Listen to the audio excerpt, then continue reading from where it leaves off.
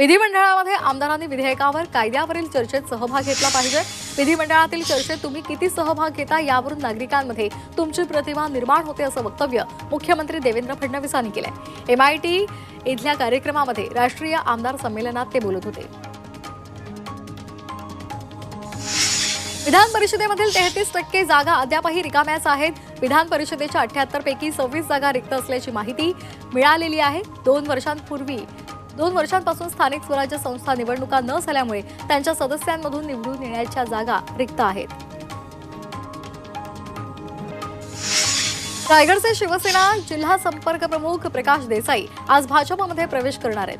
पदांच्या वाटपावरून ते नाराज होते, त्यामुळे काही दिवसांपूर्वीच देसाई यांनी पदाचा राजीनामा दिला होता। रत्नागिरी जिल्ह्यामध्ये शिवसेना उद्धव बाळासाहेब ठाकरे पक्षाला मोठा धक्का बसलाय। माजी आमदार सुभाष बने शिवसेनेमध्ये प्रवेश करणार आहेत। 15 फेब्रुवारीला एकनाथ शिंदेंच्या रत्नागिरी दौऱ्यावेळी हा पक्षप्रवेश पार पडेल। दिल्लीतील भाजपच्या ऐतिहासिक विजयानंतर नव्या सीएमची चर्चा आहे, तर भाजपमध्ये 4 नावांची जोरदार चर्चा होते। परवेश वर्मा, कैलास गहलोत, विजेंद्र गुप्ता, कपिल मिश्रा यांच्या नावाची चर्चा सध्या सुरू आहे।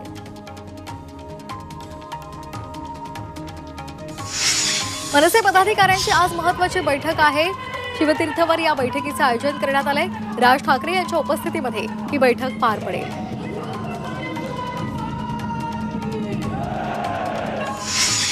मध्य आणि हार्बर रेल्वे मार्गावर आज मेगा ब्लॉक असेल। मध्य रेल्वे मार्गावर माटुंगा मुलुंड या दरम्यान, तर हार्बर मार्गावर CSMT ते चुनाभट्टी वांद्री या स्थानकांदरम्यान मेगा ब्लॉक असेल। सकाळी 11 वाजल्यापासून दुपारी 4 वाजेपर्यंत ब्लॉक असेल। मध्य रेल्वेकडून रोहा यार्डमध्ये मंगळवारी विशेष ब्लॉक घेतला जाणार आहे। ओव्हररायडिंगसाठी स्विच बदलण्याच्या कामासाठी हा ब्लॉक घेतला जाणार आहे। यानुसार सकाळी 11 ते दुपारी 3 वाजेपर्यंत विशेष वाहतूक ब्लॉक असेल। यामुळे काही मेल आणि एक्सप्रेस गाड्यांच्या वेळापत्रकावर परिणाम होईल। इंदूर नागपूर वंदे भारत एक्सप्रेसच्या वेळापत्रकात काहीसा बदल केला जाणार आहे। उद्यापासून गाड्यांच्या आगमनाच्या वेळेत बदल होणार आहे। 2:35 नागपूर स्थानकामध्ये येणारी वंदे भारत एक्सप्रेस आता 3:20 नागपूर स्थानकामध्ये पोहोचेल। रेल्वे प्रशासनानं या संदर्भातली माहिती दिली आहे। एसटी प्रशासनासाठी UPI आता लाभदायक ठरलेला आहे। UPIच्या माध्यमातून तिकीट खरेदीमध्ये जवळपास दुपटीने वाढ झाली आहे।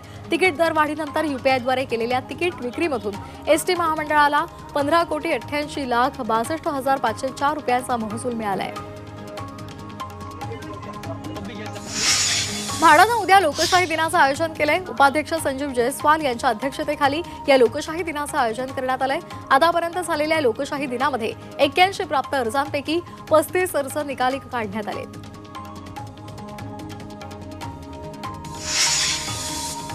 मुंबईमध्ये बहुमजली झोपड्यांमधील रहिवाशांना आता झोपडपट्टी पुनर्वसनाचे लाभ मिळणार नाहीत। राज्य सरकारनं हा महत्त्वाचा निर्णय घेतलेला आहे। मुंबई हायकोर्टानं तो योग्य सुद्धा ठरवलाय। सरकारच्या या धोरणाविरोधात भाजपचे नेते गोपाळ शेट्टी यांनी जनहित याचिका दाखल केली होती, त्यामुळे ही याचिका कोर्टानं फेटाळलेली आहे आणि निर्वाळा दिलाय। मार्क झुकरबर्ग यांच्या मेटा कंपनीमध्ये पुन्हा एकदा नोकर कपात केली जाणार आहे। कंपनी पुढील आठवड्यात 3600 कर्मचाऱ्यांना बाहेरचा रस्ता दाखवणार आहे।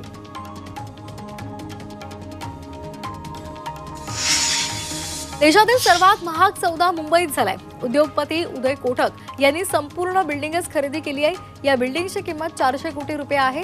त्यांनी खरेदी केलेली ही रहिवासी इमारत आहे।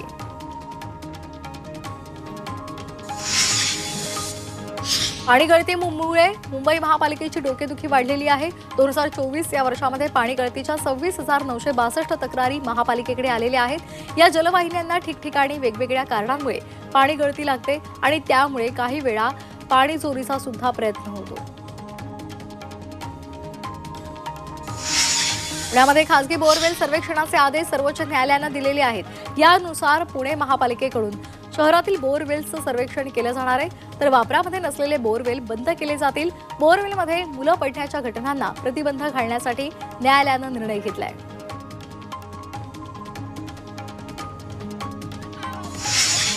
पुणेकरांना पाणी जपून वापरा अशा कडक सूचना महापालिकेनं दिलेल्या आहेत। पाण्याचा वापर वाढल्याचं सुद्धा पालिकेनं म्हटलेलं आहे। पाण्याच्या वापरावर कोट्यापेक्षा खडकवासला धरणातून शहरासाठी अधिक पाणी हे घेतलं जातं असं पालिकेनं सांगितलंय.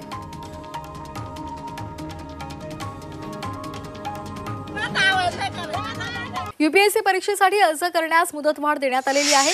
18 फेब्रुवारीपर्यंत ही मुदतवाढ देण्यात आलेली असून आयोगाच्या संकेतस्थळावर या संदर्भातलं पत्रक प्रसिद्ध करण्यात आलंय.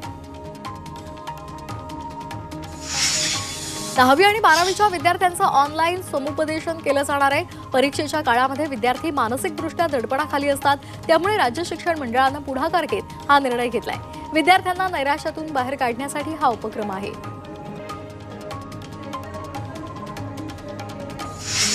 महाराष्ट्रामध्ये आता फेरीवाल्यांकडे डोमिसाईल सर्टिफिकेट असणं बंधनकारक करण्यात आलंय. त्यामुळे परप्रांतीय फेरीवाल्यांचं महाराष्ट्रातलं प्रमाण कमी होणार असल्यामुळे मराठी फेरीवाल्यांमध्ये आनंदाचं वातावरण आहे.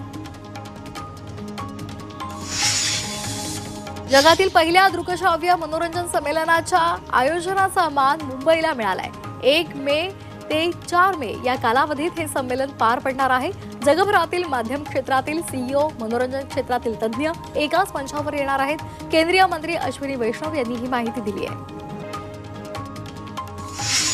राज्यामध्ये पुन्हा उन्हाची तीव्रता वाढू लागली आहे. थंडीचा जोर ओसरू लागल्यामुळे नागरिकांना आता उन्हाच्या झळा बसू लागण्याची शक्यता आहे. मुंबईवर दाट धुक्याची चादर पसरली आहे. प्रभादेवी, माहीम, दादर आणि वरळी या परिसरामध्ये दाट धुकं पसरलेलं आहे आणि त्यामुळे दृश्यमानता कमी झाली आहे.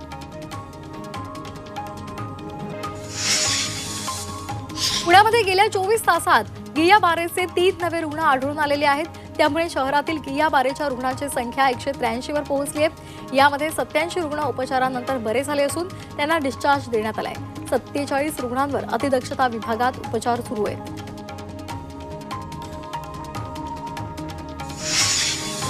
माघी एकादशीच्या निमित्तानं पंढरपुरामध्ये 4 लाखांहून अधिक वारकरी सहभागी झालेले होते. लाखो भाविकांनी विठ्ठल रुक्मिणीचा जयघोष करत चंद्रभागेत स्नान करून विठ्ठलाचं दर्शन घेतलं.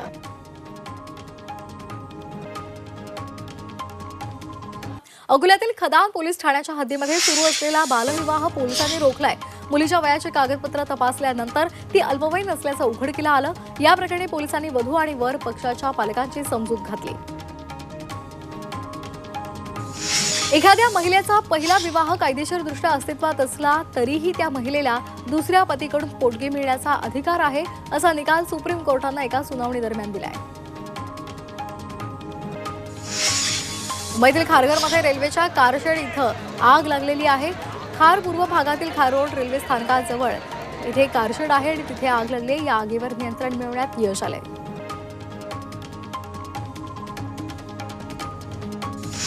मुंबईच्या कोस्टल रोडवर भीषण अपघात झालाय. बांद्र्यावरून मरीन लाईनच्या दिशेनं जाणाऱ्या एका कारचा भीषण अपघात झाला. भरधाव वेगानं ही कार जात असताना चालकाचं गाडीवरचं नियंत्रण सुटलं आणि हा अपघात झाला. या अपघातामध्ये 2 जण गंभीर जखमी झाले.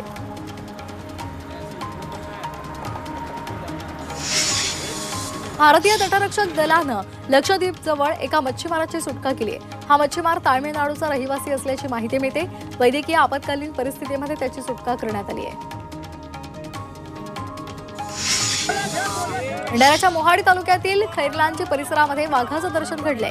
गेल्या 2 महिन्यांपासून वाघाच्या दहशतीमुळे शेतकऱ्यांमध्ये भीती पसरली आहे.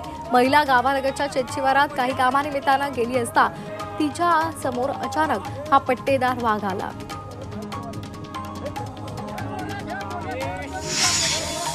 पुण्यामध्ये वाहतूक पोलिसांवर हल्ला करून पळून जाणाऱ्या आरोपीला पोलिसांनी बेड्या ठोकल्यात. मोबाईलवर बोलत असताना गाडी चालवत असताना वाहतूक पोलिसांना त्या आरोपीला हटकलेलं होतं आणि तो राग मनात धरून त्यानं या पोलिसावर हल्ला केला. त्यानंतर पोलिसांनी त्याला बेड्या ठोकल्या.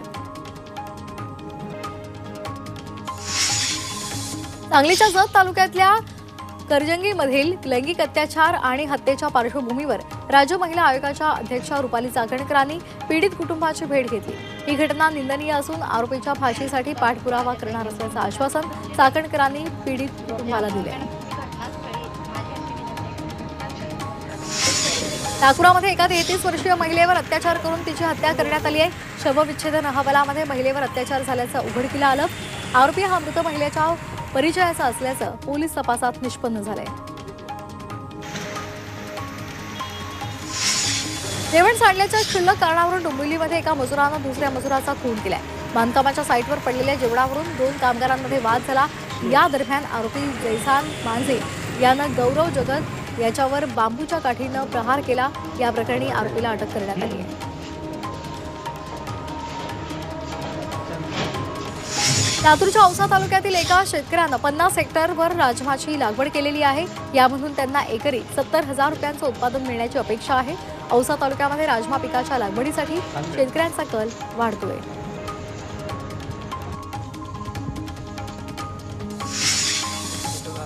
वाढत्या आणि बदलत्या वातावरणाचा नाशिकमधील द्राक्ष बागांना फटका बसत आहे।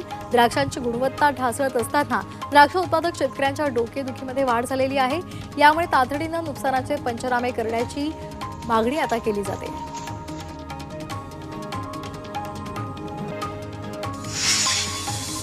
वाशिम जिल्ह्यामध्ये संत्रा हंगाम जोरामध्ये सुरू आहे। यंदा संत्र्याला मोठी मागणी असल्यामुळे शेतकऱ्यांमध्ये समाधानाचं वातावरण आहे। संत्र्याला बाजारात 45,000 ते 50,000 रुपये प्रति टन दर मिळतोय। जिल्ह्यामध्ये 11,000 हेक्टर संत्रा लागवड असून अर्ध्याहून अधिक बागांमध्ये संत्रा तोडणी सुरू आहे।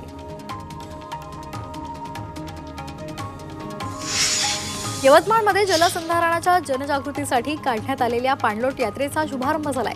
याचा शुभारंभ जलसंधारण मंत्री संजय राठोड यांच्या हस्ते करण्यात आला। गावोगावी मृदा आणि जलसंधारणाचं महत्त्व या रथ यात्रेमध्ये भावी पिढीसह नागरिकांना पटवून दिलं जाईल, असं संजय राठोड म्हणाले।